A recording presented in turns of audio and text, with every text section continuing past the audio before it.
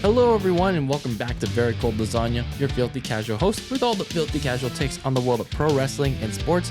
This is another episode, whether you're watching this on YouTube or listening to your preferred audio podcast platform. And this is episode number 117, and I want to make a quick audio correction before we get into today's topic. This is, yes, the actual episode 117. The last episode that I did, I accidentally slipped and said 117 when that was actually episode 116, which was the Seahawks 49ers week 2 recap. So just making that little correction there for all my viewers and listeners out there. But anyway, on to today's episode topic. We're here to talk about the second edition of All Elite Wrestling's big show, televised event show at least, AEW Grand Slam 2022. They did two shows once again in Arthur Ashe Stadium for Dynamite and Rampage in New York City. And once again, for as much as I have to force myself to do it, we're here to talk about it again.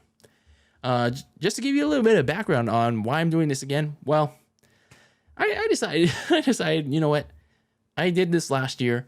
I did the inaugural AEW Grand Slam week shows where they had the first editions of that in that same stadium, Arthur Ashe, in New York. They did all this hype for the shows only for it to be a massive disappointment. And it was so disappointing with all the hot shot booking, the rush storylines. The matches were pretty crappy, especially Kenny Omega and Daniel Bryan in the women's main event, and Rampage being a total waste of time, that I took a hiatus from wrestling, watching it for about 6 months up until WrestleMania 38 back in April. So here we are once again reviewing the second iteration of AEW Grand Slam Week 2022. There were a few matches that I was kind of looking forward to. I mean, not that I'm a AEW fan or hater, but there are at least a few matches that I was kind of looking forward to on the card, worth paying attention to. So that's what we're here to talk about in this episode today. Before we do, make sure you follow the show on social media, on Twitter and Instagram at Very Cold Lasagna, and listen to the show however you can and wherever you get your podcasts. And of course, subscribe to the show on YouTube. So anyway, let's get into our review of AEW Grand Slam Week 2022. So like I said, they're going back last week on September 21st and 23rd, 2022. They did Grand Slam Week again in Arthur Ashe Stadium. It's known for hosting the tennis tournament, the U.S. Open. I think Roger Federer, the recently retired Roger Federer, has competed in that tournament. Serena Williams, also recently retired. They competed in that tournament.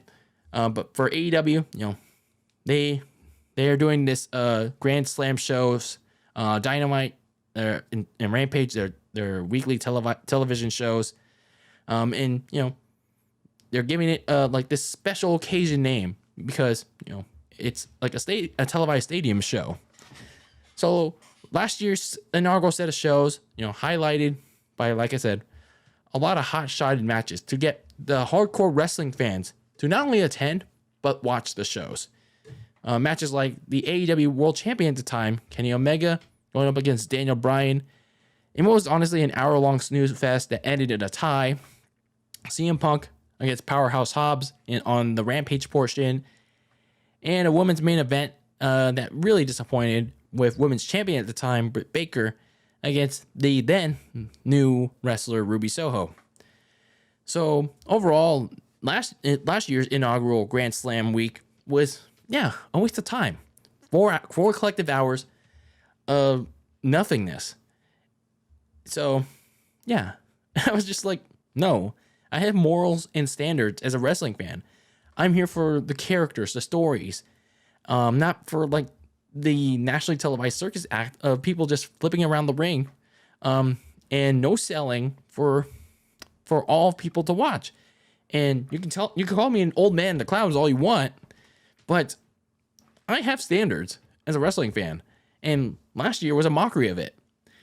So going into this year's Dynamite and Rampage Grand Slam, or Bland Scam, as I like to call it, you know, for as much as I don't like AEW, I mean, I don't like full on hate it, because there are some wrestlers that I do like. I will say at least had a little bit more intrigue going into it than its predecessor. You know, you got this world title tournament, even though it was technically caused by the stupidity of former champion CM Punk and the company's EVPs Kenny Omega and the Cucks of Suck in their little fight that caused the title to be vacated. And you also had, honestly, my favorite tag team right now in not just AEW, but all of pro wrestling, the Acclaimed. Two wrestlers, you know, known for their raps. And they were like the only interesting tag team aside from, of course, the Bloodline. And, you know, they're a very talented tag team. They were in position to finally become the tag team champions on that night after not doing it at All Out. So, of course, I got to ask that big question again.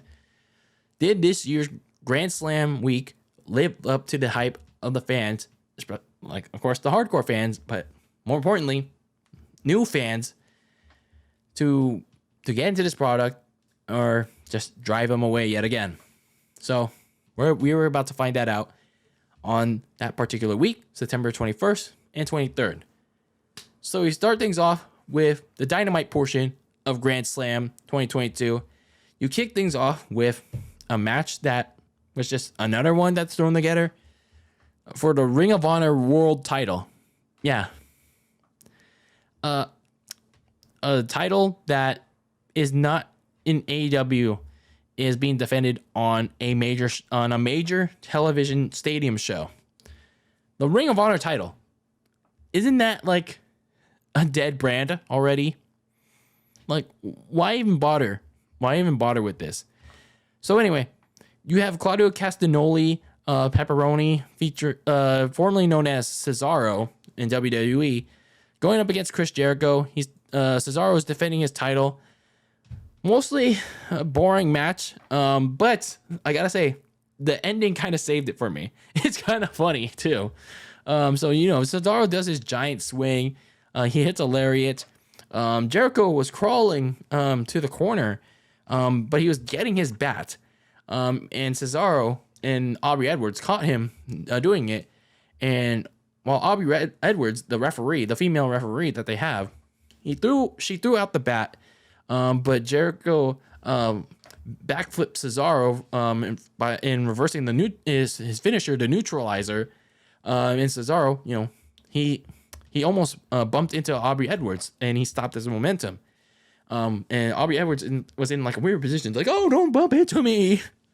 And while Aubrey Edwards was still looking at the crowd, and Cesaro was going towards Jericho, Jericho dick kicked him. He kicked him in the nutsack, and with Aubrey Edwards not seeing it, she turned back to see Jericho hit the Judas effect to win the Ring of Honor World title and Ocho, his 8th world title. Why was it so funny to me? Like, why did it save that? Why was the boring match saved by the ending? Well, it was pretty funny how big of a deal for a dead brand like Ring of Honor it was. It was kind of funny how big of a deal the announcers were making in how Jericho broke the code, as if like the Memphis Grizzlies broke the code in injuring like, I'm not saying like it was a bad thing, even though it was a bad thing in that playoff run, but like how the Memphis Grizzlies injured like one of the Golden State Warriors player. But anyway, that's besides the point. How Jericho broke the code by dick kicking Cesaro in an honorable wrestling match where you don't cheat to win. Like, nobody cares about Ring of Honor, my guy. Jericho does exactly what he's supposed to do. Break the rules as a heel. That's exactly what he's supposed to be doing. And yeah, I guess Jericho being the Ring of Honor World Champion, I mean, there's worse things that he can do at this point of his career. So it is what it is. I don't really care at the end of the day, but that ending was just kind of funny. It was honestly just kind of funny. So the next match on the card, in my opinion, honestly should have been the main event. And that's the AEW World Tag Team Champions, Keith Lee and Isaiah Swerve Scott Strickland, Swerve in Our Glory, going up against the challengers, Max Caster and Anthony Bowens, the Acclaimed. And my God, I mean, it was a little sloppy, especially on Swerve Strickland and Keith Lee's side. But my God, like the journey, to the destination was absolutely great. It was absolutely great. Like the anticipation to the end goal was just like, there was a lot of goosebumps in this. I mean, sure. Again, there was a lot of sloppy moments in this match from Swerve in Our Glory. They kept hitting a lot of big moves, like a mid-air double team from them. That just ended up with Max Caster getting headbutted by Keith Lee mid-air, and he botched it. But like I said, when you got to that ending with Swerve Strickland confronting Billy Gunn, he was trying to egg him on, trash talk him into hitting him. That would have resulted in the Acclaim getting disqualified.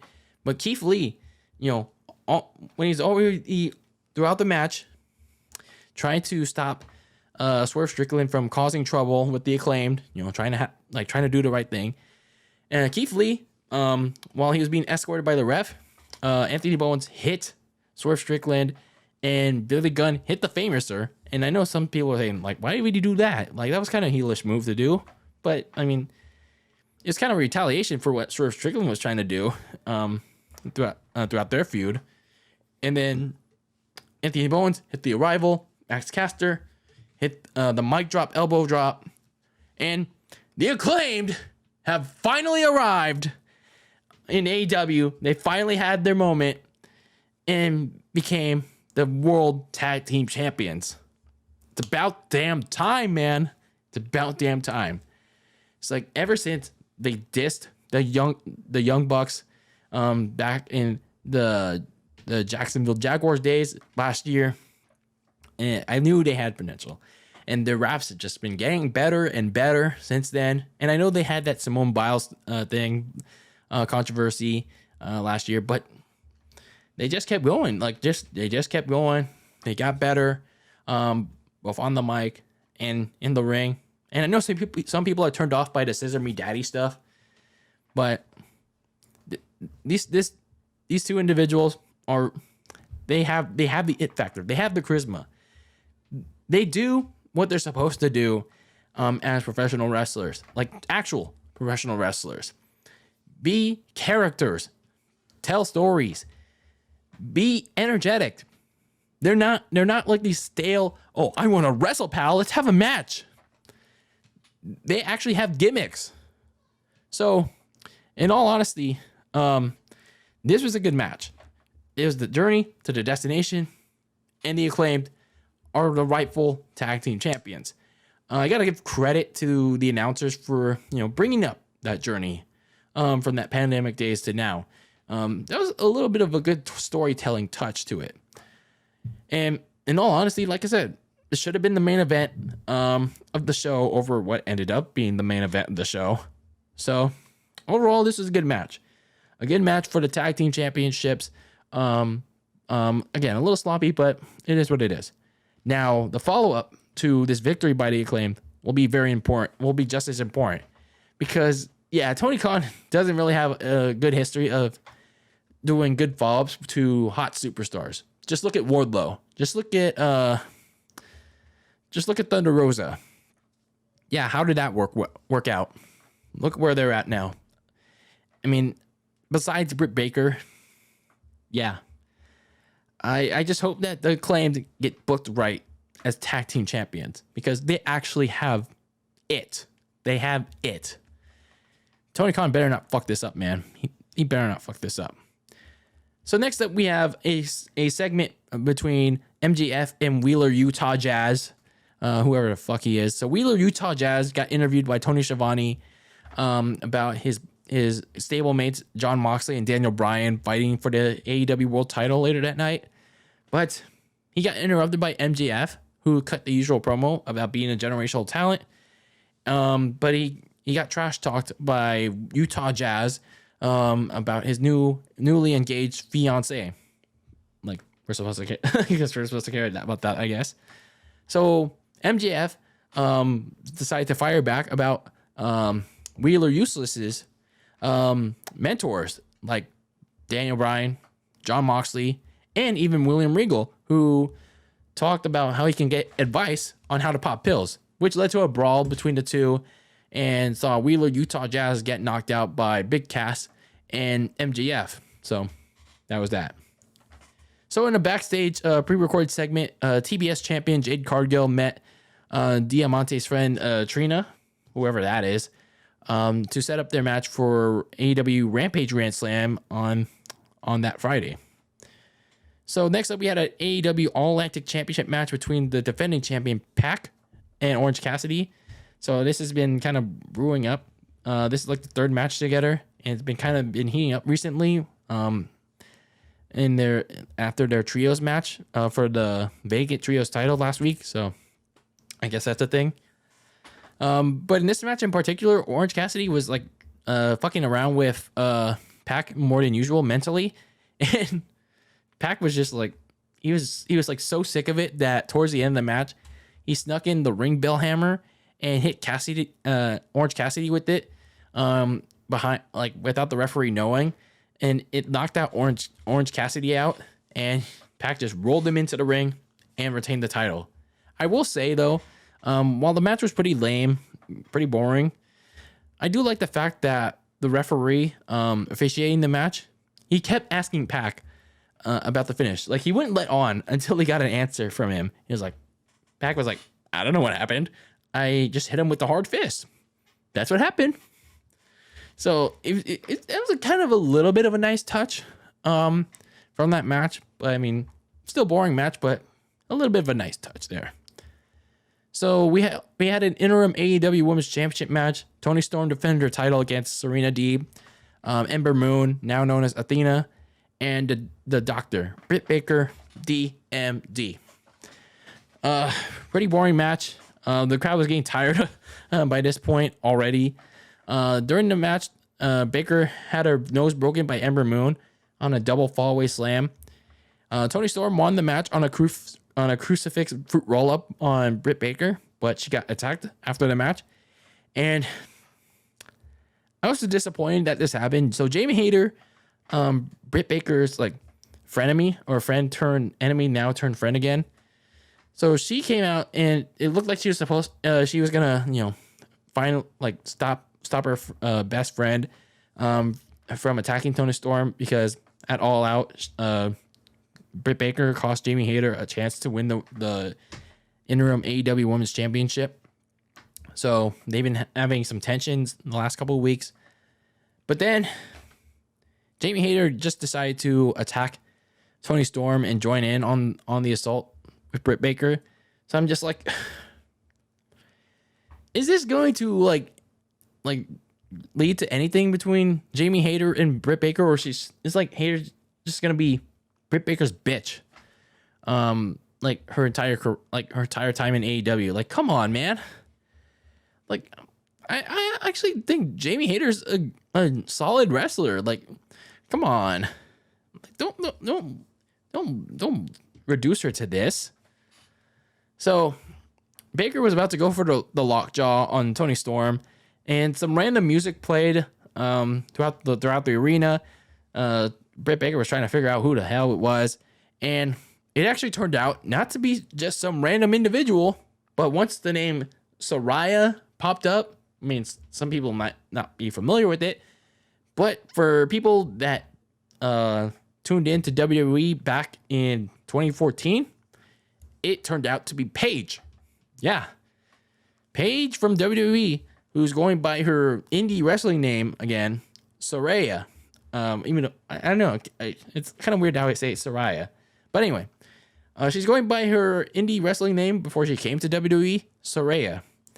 So, man, I'm actually surprised that she would go to AEW. But then again, like, she can go wherever she wants, I guess. And I gotta say, she actually looked good. Like, she actually, like, for the first time in a long while, she actually looked good. Like, 2014, 2016 good.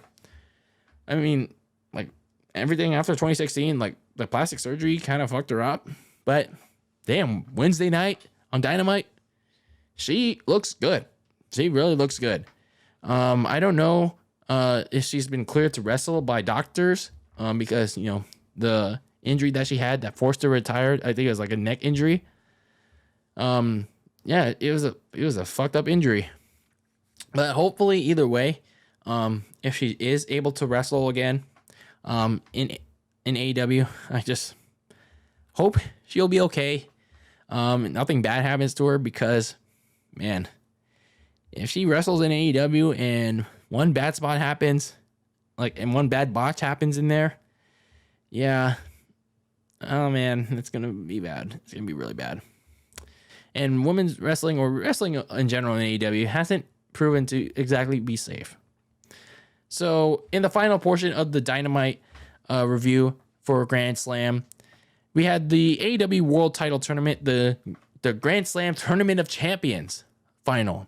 Jon Moxley took on his Blackpool Combat Club member, Daniel Bryan, or Bryan Danielson. I'm still going to refer to him as Daniel Bryan because who the hell remembers Bryan Danielson? So MJF was in the press box watching this match. And honestly, this match sucked. This match was boring. Like, they were hugging each other so much. It's like I was watching like college wrestling with I don't even want to say it, with those stars, those P stars. They were like Jon Moxley and Daniel Bryan were doing sex positions on each other. Not like amateur wrestling moves. It was just so boring. It was just such a whack ass match, man. Like, what the fuck was this? And I don't know if AEW bass boosted the mics for this match, but you can hear the chest slap so damn loud. It was like insane. And the finish was so whack too. Rather than so Jon Moxley went for a curb stomp, and then went for the Death Rider finish, his usual Death Rider finish. And I thought that would have been a cool way to finish off the match and win the title again for Jon Moxley. You know, kind of like a reference to Seth Rollins in the Shield. But no, and not go with the Death Rider finish on the LED ramp. No, let's go for a crappy sleeper hold on Daniel Bryan to literally put the air and the sails out of the crowd that was already dead by this main event. So Jon Moxley is your new AEW World Champion, and while I thought this match was crap, I do think it's the correct call because, you know, fans would have lost their shit if Daniel Bryan won the championship only to lose it later to MJF down the line. So I don't know. I just don't think that this match would. I don't know. I don't think it makes it any better that we have to sit through another reign, more of the gasoline induced, like the drunk ass Jon Moxley. I don't know. So that's how Grand Slam ends. Apparently after the show, Jon Moxley and Daniel Bryan embraced. Like, they were really trying to rush through this match just to get to the time cutoff. Like, AEW has bad time management still. So after the show, apparently Daniel Bryan gave Jon Moxley, like, he strapped on the belt on him. That was pretty much it. So overall thoughts on Dynamite Grand Slam? Another fucking fail. Many of those matches were just thrown together just for the sake of it, and the tournament final put me to sleep. It honestly did. It's like I didn't even know if I wanted to watch the Rampage portion because this tournament absolutely sucked. It was god awful. I will say, in spite of the crappiness of this Dynamite portion of Grand Slam, there was at least a little bit of interest to at least see what's going to be up for next week. Unlike last year, there was just absolutely nothing, and I stopped caring about wrestling for the next 6 months. And I will say what those things are is how Jericho is going to respond to those claims about cheating in winning the Ring of Honor title. And what's the next step for the Acclaimed after winning the tag team titles? And I guess to a degree, Paige's first comment since making a return to wrestling. So Dynamite, Grand Slam, once again, a bland scam of a time. But, could Rampage be better? Could Rampage save the day? Well, let's talk about it. Let's talk about this AEW Rampage Grand Slam 2022. So it's Friday, September 23rd, 2022. It's 10 o'clock Pacific time, and we're here to watch AEW Rampage Grand Slam 2022. But it's taped. It is taped. It's year 2 of doing this show, this stadium show, and yet somehow Tony Khanman still can't get to do this portion of bland scam of the week live. You can't schedule 2 separate days live. Like, you can't figure out what the stadium is doing. You can't figure out what it's booked for. What kind of promoter are you? Promoter of the year, my ass? Like, come on. It had to be taped again. Like you could clearly tell this year that it was really taped with all the jump cuts, the camera cuts, the cuts to commercials, like all the edits they made in this Rampage. If you really want to watch it for whatever reason, it was so obvious. It was so obvious. So anyway, let's get through this match card. So yeah, you open the show with Sting and Darby Allin going up against the House of Black, Buddy Matthews and Brody King. No Aleister Black. So they face each other in a no disqualification match. I'd say it was a solid opening match though. Some hard hits, a lot of brutal looking bumps. And Darby Allin, tried to kill himself again. Tried to go for a bottom rope dive, but I think he landed a little too early onto Buddy Matthews and hit him shoulder first, and it kind of briefly knocked him out. And then Sting nearly got concussed because Brody King pushed Sting off a turnbuckle, and Sting was supposed to go through 2 tables, but instead only went through 1, and he hit the back of his head on another. And then towards the end of the match, Buddy Matthews sat a handcuffed Sting in the ring. He was going to finish him off with his signature baseball bat. But the lights went out, and out came Sting's longtime rival that we're apparently all supposed to know, right? The Great Muta. And who's the Great Muta? Hell, I don't know. So, rather than the Great Muta going after his longtime rival, he went after Buddy Matthews instead. And some green mist later, Buddy got hit with the Scorpion Death Drop by Sting. And Sting and Darby Allin win the match. So, solid match. Kind of a weird ending, but it is what it is. But then that's where the rest of the night starts to derail. Because the rest of the matches were shit.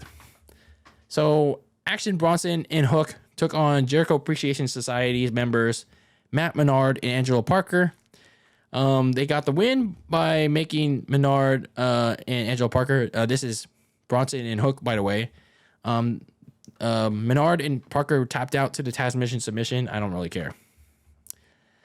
We also had TNT champion Wardlow team up with Ring of Honor TV champion Samoa Joe to go up against Tony Nese and Josh Woods. I guess this was a little bit of a continuation with Wardlow's feud with Smart Mark Sterling. Surprised they're still doing it though, considering that they didn't really do much since June. So anyway, Samoa Joe dominated much of the match because it seemed like Wardlow injured his knee, like legit, but he seemed okay during the post-match festivities. But anyway, Samoa Joe and Wardlow win the match, and then afterwards, Wardlow did the Powerbomb Symphony on Smart Mark Sterling. Look, like, hearing the crowd reaction for Wardlow, it's kind of sad how far he's fallen off, though. He was one of the hottest acts earlier in the year with this feud with MJF. And then after Double or Nothing, and then up to this point, it's like, it's really died down, man. It's really died down. It's kind of sad where he's at now.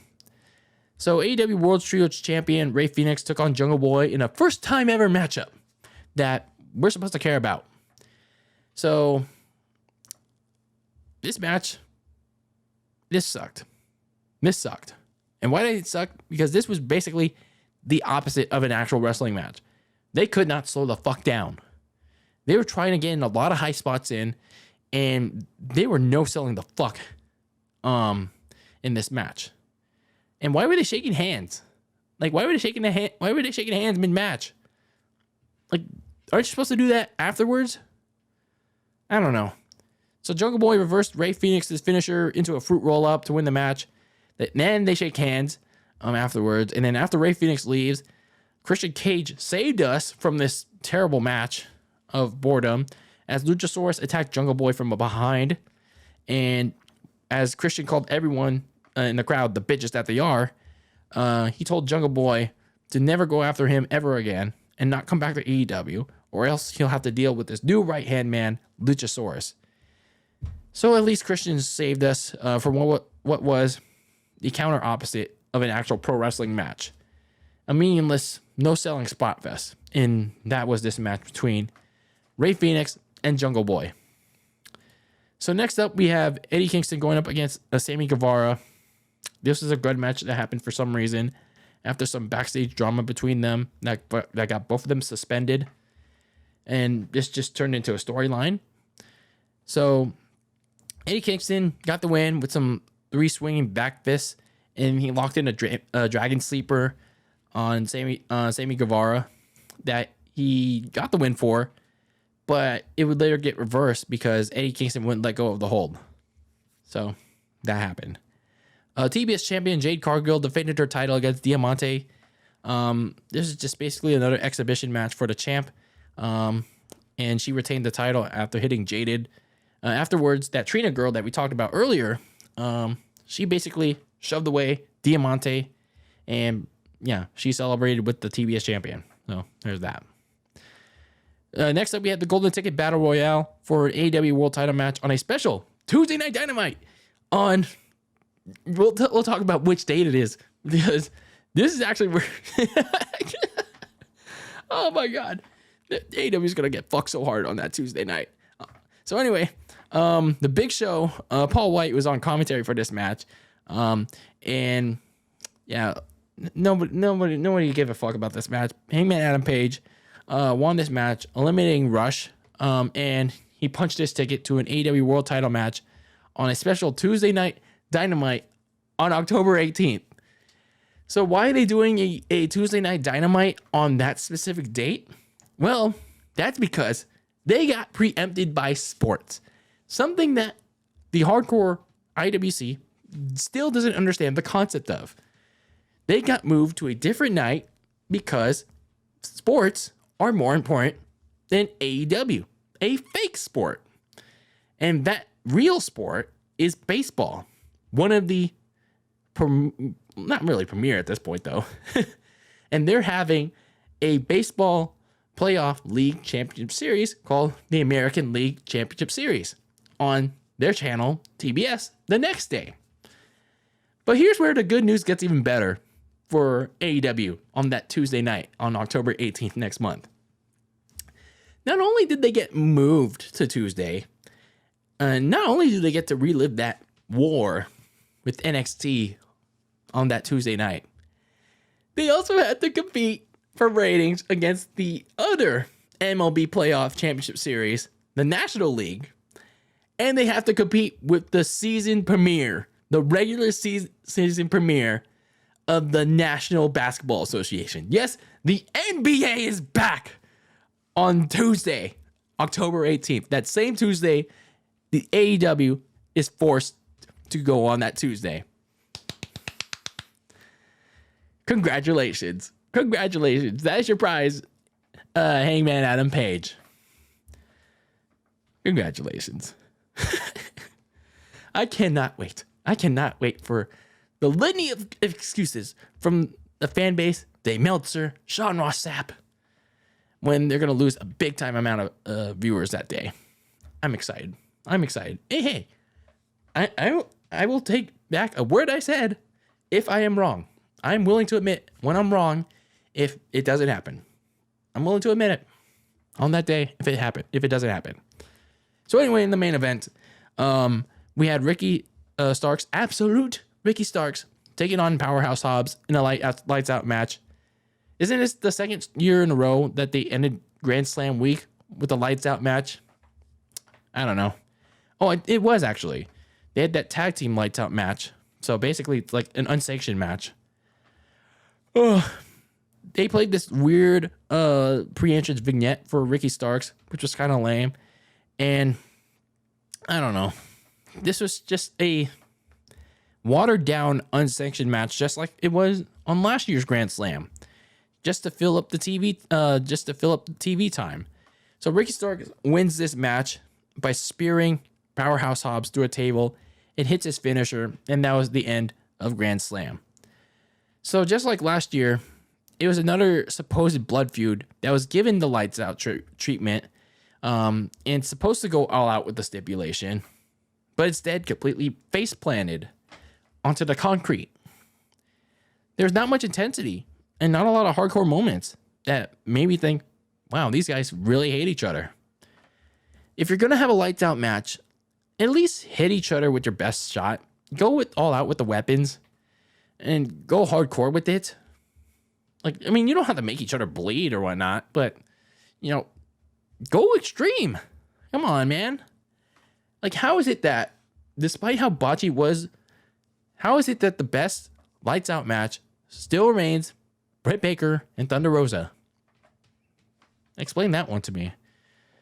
So, overall, Rampage Grand Slam, really boring. Even more boring than Dynamite. And this was just the personification of something to me. Rampage is really worthless. This is just a really worthless show on a Friday night. There's nothing of note happening here. Even 1 hour is really worthless for Rampage. It's all match. Let's have a match for the sake of having one. Or let's hear from X or Y guy on Friday night on Rampage and get interrupted. So 1 hour of that on a dead hour on 10 p.m. Pacific time or Eastern time, wherever you are. 1 hour of that on a Friday night is bad enough. Taped, mind you. 2 hours of that? I don't know what to tell you. So, my God. This Rampage was a waste of time and was a big mess. It really was. So, overall, Grand Slam week, it was just like last year. It was a huge waste combined of 4 hours. A 4 hour combined waste. Another bland scam. Mostly thrown together matches consisting of gimmickless wrestlers, and some of those matches were sloppier than last year. But at least you could say with the Dynamite portion, they were at least focused on a little bit of storytelling, but not much. Of course, my biggest highlight was the Acclaimed actually winning the tag team titles in their home state, I guess. So that's something. They actually did something right. But still, the fans are overrating the shit out of this show, like they always do.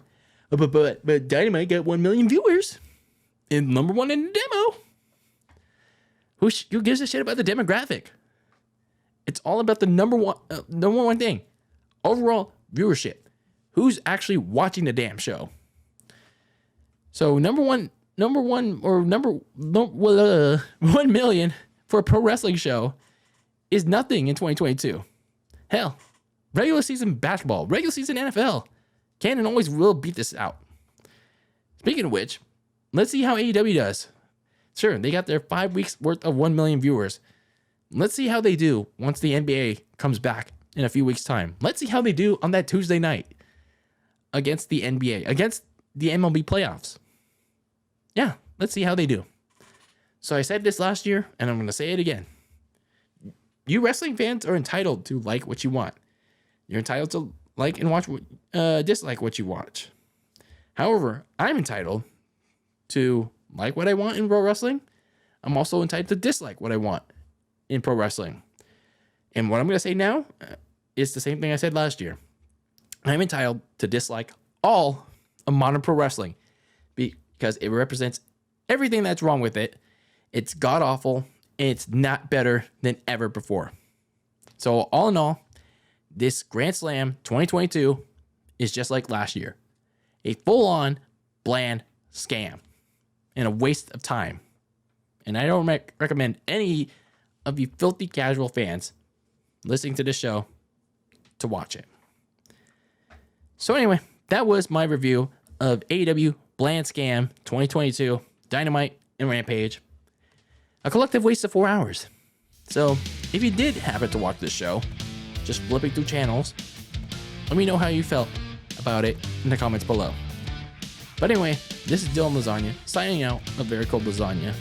And yeah, make sure you follow the show on social media, listen to the podcast wherever you get them, and subscribe to the YouTube channel. And keep that lasagna very cold in the fridge with your takes on the world of pro wrestling and sports. And until next time, peace out.